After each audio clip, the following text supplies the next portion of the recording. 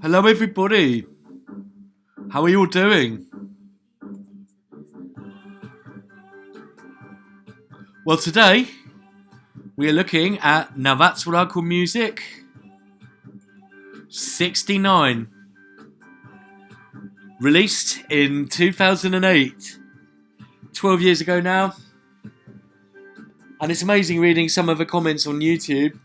You'd have thought this was recorded a million years ago, people sort of going about the good old days. But when you've been going through the whole Now series ever since Now 1 in 1983, 2008 seems just a few days ago. So it's all relative. We kick off this volume with Duffy and Mercy. And whereas Amy Winehouse wouldn't go to rehab, no. Duffy's all about the yeah. It's almost a bit of a rip-off of Rehab, maybe, that bit, anyway. I actually think I prefer it. I'm not sure about Duffy's voice. It is a bit kind of foghorny. It's okay. One thing I will say is that I got absolute lots and lots of love for Duffy as a person. She had a horrendous time. Do some research, find out why she disappeared from the pop charts, and it's a horrifying story. Real personal tragedy and trauma. But she seems to be bounced back apparently. So much love to Duffy. I hope you're okay, and I hope you come back with some really good music one day. Okay, don't stop the music. That's exactly it. Rihanna's back again. Another good song. And again, she's switching it up. This one's quite sort of almost tribally. A couple of good mixes of it. There was a good kind of deep house mix. So good stuff. Bass Hunter featuring DJ Mental, Theo's Bass Heads. Whatever that's all about. Now You're Gone. Okay, it's not too bad. It was quite big at the time. It's kind of a bit cheesy. It's kind of a bit cascadery with a sort of techno-y glam beat. It's okay. I once sampled its kick drum and used it for another song. There you go. Now, do you remember with Sugar Babes and About You Now, I suddenly said after about 20 mere songs, they've done one of the brilliant pop songs of the noughties. Same applies to Girls Aloud. I've not really liked anything they've done. Most of it I've kind of thought was okay. Some of it was abysmal. Some of it above average. But like the Sugar Babes and About You Now, Call the Shots is absolutely brilliant. It's a really good song. And again, reading through the comments, there's other people think the same. There's kind of metal fans who sort of recognised the pop genius of this one. It all comes down to a great melody.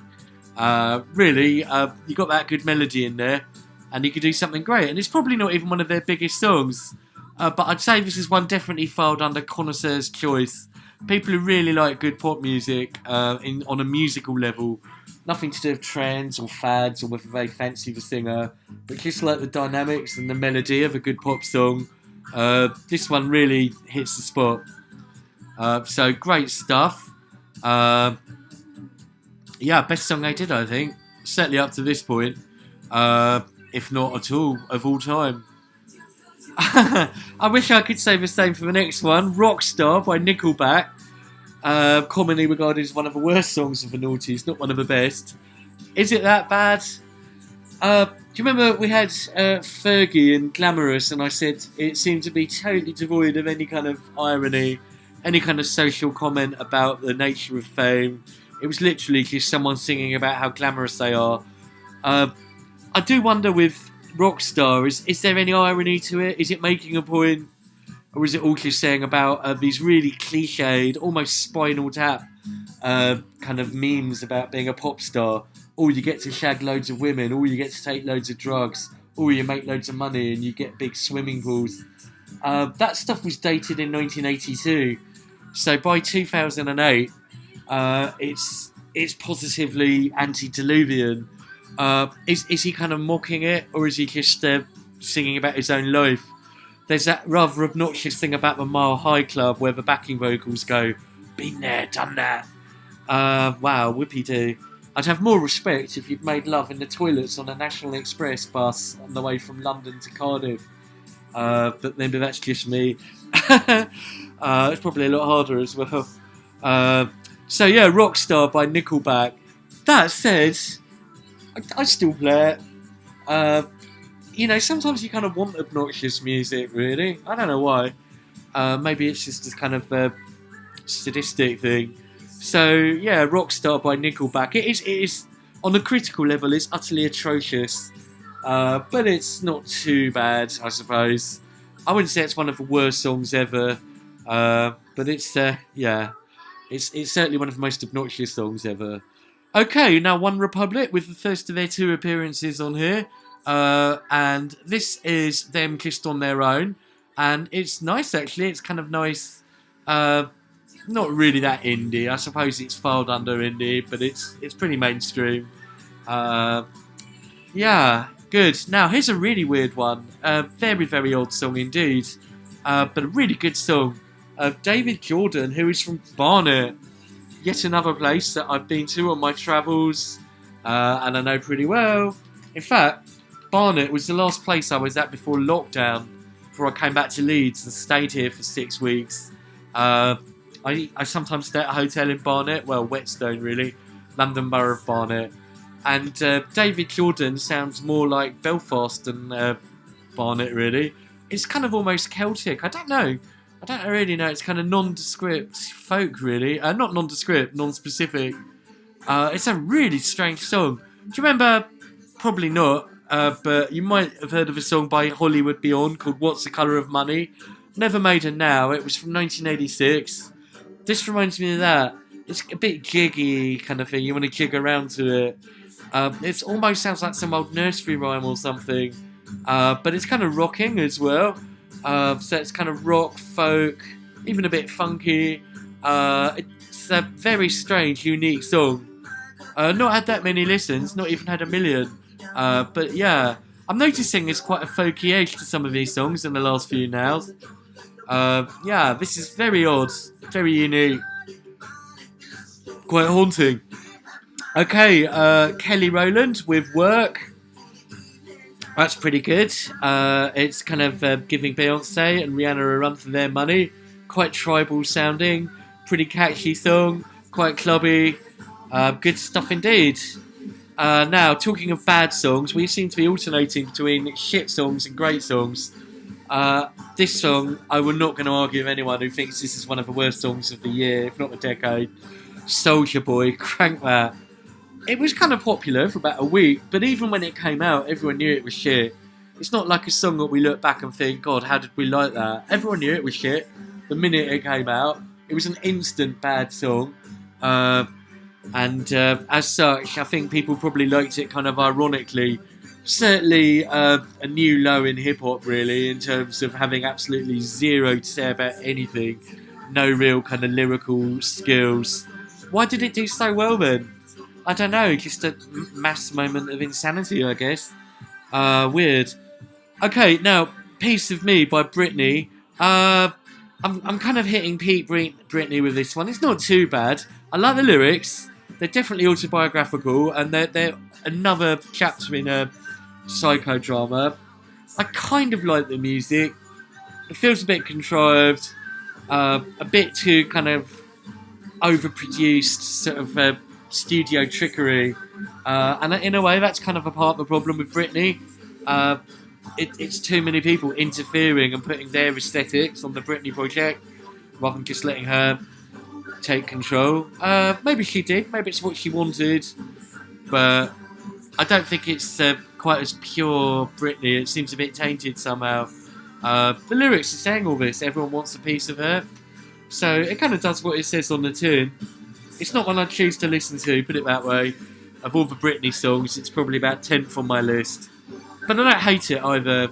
It's got some artistic merit, so interesting rather than particularly appealing. Now, what was the big music trend for 2008? It was bassline house. It was absolutely everywhere for about 6 months, and this is one of the biggest. Again, it's barely even made 1 million, which really just shows that this stuff by 2009 had almost had its day. But I think it left quite a legacy in terms of the bass house and stuff. And I love it. I love the production. I really like the kind of get up and go to it. I'm bopping along. It's fast. It's a new paradigm for house, really. Garage and stuff. It's kind of a bit like electro, but it's at solid 140 BPM. Yeah, I like this stuff. It's funny, I've railed against the kind of Mockney accents, but then I really like kind of genuine urban singing. It's all just whether it's affected stage school stuff or if it's actually more from the street. And stuff like this just feels it's come up from the streets, really. They're just singing the way they sing. And they don't even have kind of Cockney accents as such. Not the way that Lily Allen and Kate Nash do. We'll come on to her later. So it's all very subtle. It's all about critical thinking. It's all about stuff that's genuinely just come up from kind of urban England and stuff that's trying to portray that with a big budget. And this is very much the real deal, in my opinion. So that's why I like it. It's funky and it's fresh and all that sort of stuff. Ditto H2O featuring Platnum and What's It Gonna Be? That follows on kind of similar to this. I'll stick it on actually because it really was the year of bassline, and these are two really good songs. Yeah, this one's had significantly more though. This has had 18 million. Yeah, nice organs and stuff, as it were. Great beats. I like those pizzicato strings. Yeah, good stuff. Okay, we follow these two bassline bangers with my favourite person, Luciana. Well, 4 bars of her.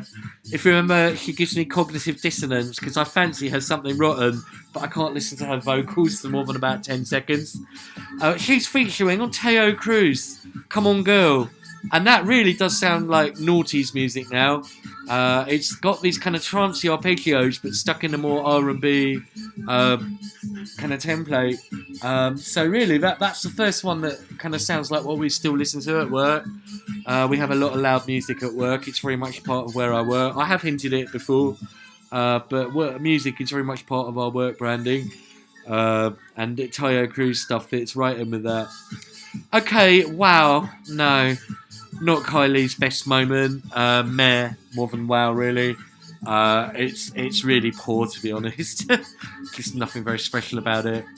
Robin, Be Mine. It's not great. The beat's a bit shit. I like the strings again, and I do like her. I think it's not as good as the other one. What was it called? With Every Heartbeat. But it's okay. What hurts the most? Cascada. Normal Cascada sound, maybe not quite as cam and a bit more guitar-y. She's German apparently. Yeah, not too bad though. Not too bad. Booty Love. They're getting into third single syndrome. Very much a classic case of great first song, diminishing returns with every song that goes beyond that. Okay, now one that really distinctive song now. One of the big club hits of the year. Very, very odd. It's Samim and Heater, which basically is kind of a really, really good tribal beat. It's definitely one that I'd file under less is more. There's hardly anything to it, and as such, it's really hypnotic. It's basically a tribal beat with kind of some accordion on it. I really like this beat. This is, to me, real deep house. Few kind of random dubby vocal echoey weird noises. I like the filtering on the beat. You know, I said Timbaland was sometimes quite lazy in his beats. What I mean is, you know, he'll have one bar of beat and then that's it.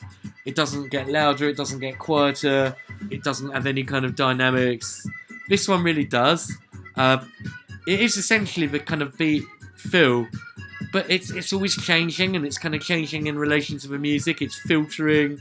It's kind of like EQing a bit. It's yeah, and it doesn't sound too tinny or plastic. It really does sound quite tribally. You hear all that? They're doing stuff to the beat. No one's ever heard of Samim, and he's not even had 1 million views. But if you're going to be really technical about it, he's done way more with these beats than Timbaland. So just goes to show you've got to really listen for yourself, do some critical thinking. Listen to that. Timbaland never does stuff like that. I'm not hating on Timbaland. It's just that he's so well praised that people literally start to think he's done the best drum programming ever. You never heard of people like Noisier? No, probably not. Anyone who does dubstep, all their beats are like way more complicated. I will say that dubstep was really coming in 2008, but you won't hear it on this now. I'm interested to hear where it first makes it now. Okay, what do we follow up this one with? Next is Mary J. Blige, talking of a kind of R&B beats. Just fine. Just adequate. It's not too bad. It's just a bit nothingy, really. I mean, she's got a good voice, but it's not very innovative as such. Ditto Ride It by Jay Sean. He's done some stuff that I've liked. Ride It's quite nice melody and stuff. But again, just kind of simple beats, simplistic, plastic. Nothing to write home about. Shane Ward, Breathless. Nothing to say about that one, really. Even more so, Leon Jackson. This is really obscure stuff, When You Believe. I think it's more reality TV. Okay, now Adele and Chasing Pavements. I'll play this one because I almost live in Adele. Adele, I am in you. No, it's Adele, Adel, where I live. Adele, Chasing Pavements. We had Snow Patrol chasing cars. Maybe Adele can't keep up with them. No, naughty boy, don't say things like that. Right, okay, she's another one who's highly rated. You feel like you've got to like it. And it's had 150 million views. I'm going to say it again, sacrilegious time. I don't like her voice. It's just not nice to listen to. But everyone goes, oh, she's such a great vocalist. Is she? It's a good song. It's a really good song. I really like the vocal melody. The actual melody is great. The instrumentation's good.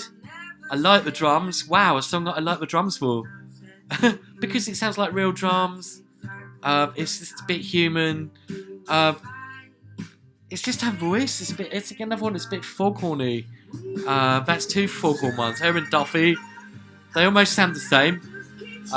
If they did a duet, it would literally, you'd have no ships for miles.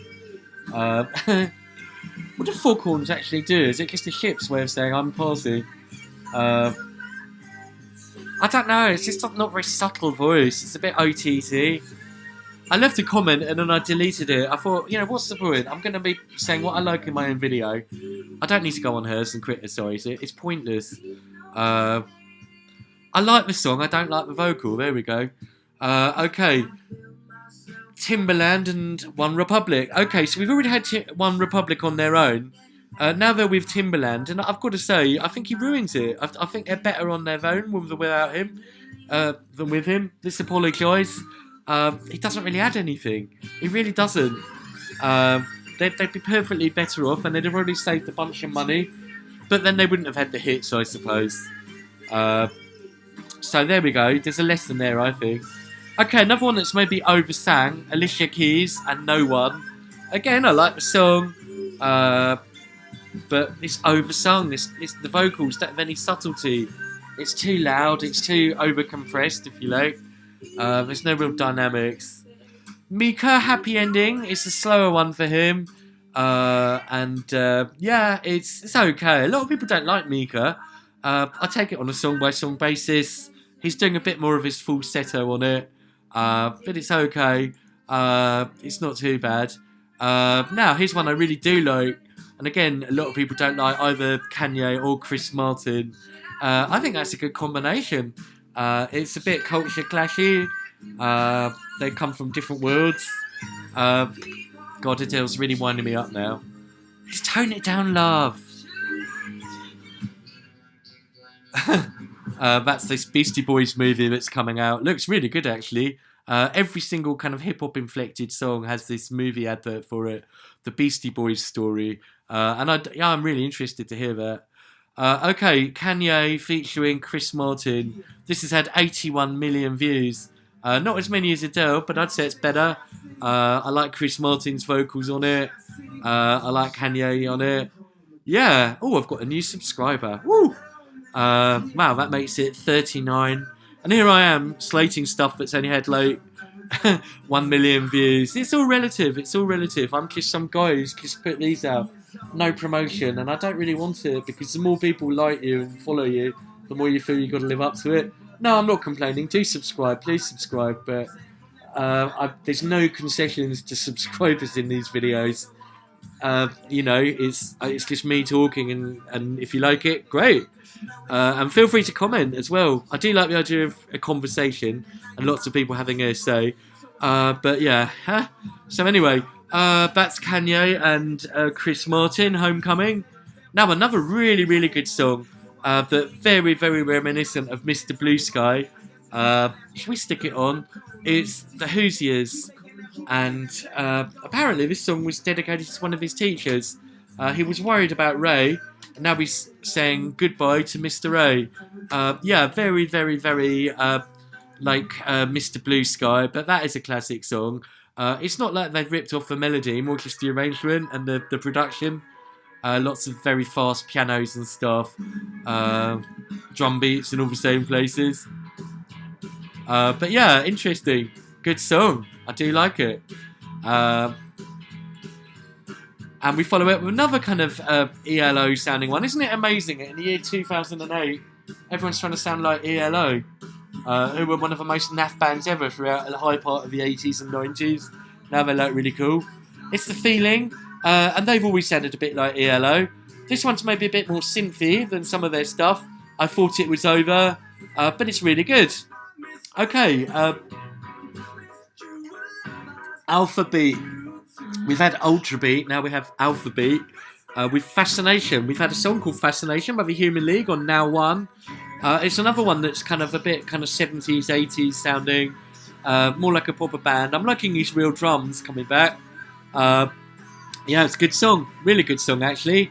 Are they Danish or Swedish? They've got that Scandinavian perfect pop thing going on that the Scandinavians are so good at. They really are, actually. Yeah, they're Danish. Okay, that's Alphabet and Fascination. Scouting for Girls and Elvis Ain't Dead. Pretty good. Again, the band name's the worst thing about them. Their songs are actually quite good. One Night Only, very obscure indie. Really, really obscure. Not so obscure or Hot Shit. They're a great band. And they're a pretty experimental band. So to get them on the now is pretty cool. And this is Ready for the Floor, which reminds me of what I'm doing at the moment. I'm trying to buy a carpet, which I hope will be ready for the floor. But yeah, this is where indie and electronica and pop and alternative kind of electronic experimental stuff all kind of come together, and their videos are great as well. So I really like Hot Shit, one of the most inventive bands of the, well, I suppose they started in the noughties, but 2010s. Really, really good. Thought-provoking stuff as well. They're still going, I think. So yeah, good stuff. Hot Shit, Ready for the Floor. And very experimental for now. Also quite experimental, Block Party and Flux. Really fast. It's like really fast Marauder. It's like if you had I Feel Love on 33 and you played it on 45. But I'm not complaining. It's good. It's kind of more electronic indie stuff. Talking of which, some of the pioneers of that kind of stuff haven't appeared on the now for a good old long time. Something Good 08 by the Utah Saints. The original was way back on Now 22. So that was 92. That was a good 16 years primitive previous to this. I like this remix. I'll probably just give the original the edge, but it's a good update. It works pretty well. Okay, now Mark Brown and Sarah Cracknell. The journey continues. Well, it's nice to have Sarah Cracknell on one of these. St. Etienne only made it once or twice, despite having loads and loads of great songs. Always had a soft spot for Sarah Cracknell. And the journey continues. It's maybe more well known for that. Was it a bank advert? It was pretty ubiquitous. Uh-oh, uh-oh, uh-oh, uh-oh, uh-oh, uh-oh. Do you remember that weird kind of opera thing? And they've kind of built a fairly low key, housey, progressive house thing with Sarah Cracknell's dreamy vocals around it. Being in a bank advert, it kind of puts you off a bit, but it's not too bad. That's not very rock and roll, is it? Music to sell banking to. But it's okay. Okay, one I like again, Amy McDonald. She does great songs. She's a great writer, performer. This Is the Life. Just as good as Mr. DJ. I really like it. Okay, Kate Nash. I lasted 23 seconds. I set a timer. I was like, let's see how long before I have to switch this off. By 23 seconds, I was going to punch my computer. So, Pumpkin Soup is shit on a stick, quite frankly. Sugar Babes Change. Just when I was really getting into it, it kind of goes downhill again. It's not too bad. It's like an 80s ballad. Now, Goldfrapp A&E. I had to go to A&E a few weeks ago. I think I briefly mentioned I screwed up my back. And much love to our NHS. Much love to our NHS. And people forget that, in these corona times, there's a lot of other stuff going on. Goldfrapp's ode to the NHS, I suppose. It was based on a real incident. It's not as good as their other stuff, but it's quite interesting. It's kind of an electro ballad, I suppose. Right, okay, now, great singers of our time. Amy Winehouse. I'm not going to burst into tears at this one. I listened to it again. It didn't move me the way that Tears Dry on Their Own moved me. In fact, I found it decidedly mediocre and just not very soulful. Well, I won't say not very soulful, that's a bit unfair, but it didn't really resonate. That's Love Is a Losing Game. And again, I feel she's only kind of hitting half the right notes. Now, people go on about Amy Winehouse being one of our best singers of all time. I'm going to play you two singers who, between them, I think are actually better. And that's Katie Melua and Eva Cassidy. Both of whom, I think, in terms of purely being a good singer, I think wipe the floor with Amy Winehouse. That's not to say I didn't really kind of love Tears Dry on Their Own, and I really didn't feel something when I heard it. It's not to say that the Amy Winehouse story is incredibly touching and emotional, but if we're literally saying who's the best singers, then I would say, I'd say Katie actually. I think I probably like best. I think Katie Melua's voice is just absolutely gorgeous and beautiful. I like Eva Cassidy's voice as well. I think both of them are way technically better singers than Amy Winehouse. They've got a lot more control over what comes out their mouths, if you like. This song is, I'm sure you know, it's a Louis Armstrong song. Satchmo, who probably had a greater voice than all of them put together, he had a great voice. Just a magical voice. And I think it's a bit syrupy, this version of this song. I'm not quite sure how it was recorded, bearing in mind that Eva Cassidy had been dead for like 12 years by this point. Katie Melua would have been probably about 9 when Eva Cassidy died. So it's a weird kind of use of technology, I guess, to kind of make a duet. I don't know, it's just... I'm sure Eva would have liked it, but no one asked her. No one asked her if they could. Eva, is it alright if we turn this into a duet? So it's kind of weird. I'm not, I do like it. I really do. It's just the fact that Eva was dead, and that's kind of weird to me. It's a bit creepy when someone's singing along with someone dead. I don't know. If you didn't know that, if you just based it on the music, it would be lovely. Strange. Very strange. Anyway, what an interesting album. And in fact, I'd say all the 60s have been probably the most interesting 10 albums of the Now series. A good 5 or 6 of them have been really, really good. A couple have been a bit tough. But all in all, it's been a really interesting time for music. 2005, 2006, 2007, 2008. The noughties have proven to be a very, very interesting decade. And I do wonder if it is down to the influx of downloads that really has revolutionised music. It feels like it's opened it up. And when you compare the late noughties to the early noughties, it's definitely music's improved.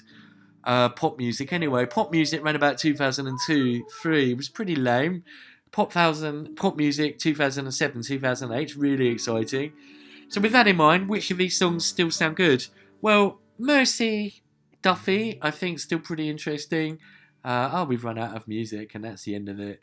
So I'll just skim through them very quickly with nothing but my voice. Rihanna, Don't Stop the Music. Well, I just have, sorry. Bass Hunters, I think, not lasted the test of time. Call the Shots, Girls Aloud. Absolutely best thing they did.